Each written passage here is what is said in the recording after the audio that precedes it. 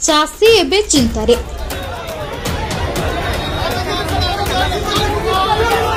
वर्तमान राज्य में चाषींकर मुंड बिंधार कारण साजिछि सार संकट। चाषी मनरे घोर असंतोष।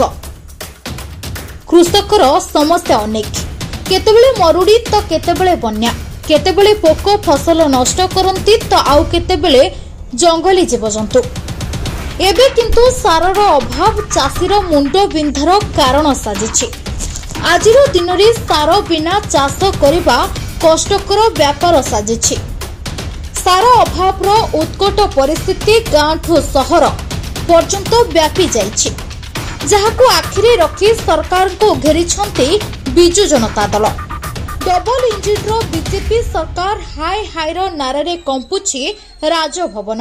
एनेई बिजु जनता दलर इप्सिता साहू कोन कहउछंती थरे सुनि नियंतु।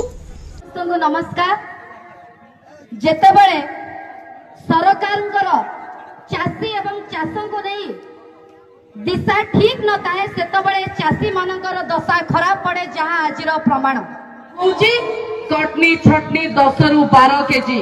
कौन होउची धान ठीक समय रे उठी पारुनी, कौन होउची सार ठीक समय रे मिली पारुनी। गोटे पटे डाणी की लागुची गुणिया हे की छोड़ेबाकू चेष्टा करूची बीजेपी सरकार। जेतबेले कहिला 800 टंका इनपुट सब्सिडी दबो, अन्य पटरे सब्सिडी रे बीजेपी सरकारंकर चाषी मारण नीति को घोर विरोध करा जिवो। दलर सभापति श्रीजुक्त नवीन पटनायक आह्वान रे चाषी मानक पई ए लड़ई आगको मध्य जारी रहिबो।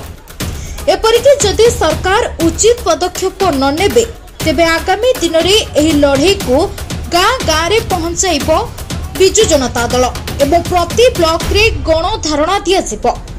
एहार परिणाम भोगिबाकू प्रस्तुत रहिबे बोली कड़ा धमक दैछंती बिजु जनता दल।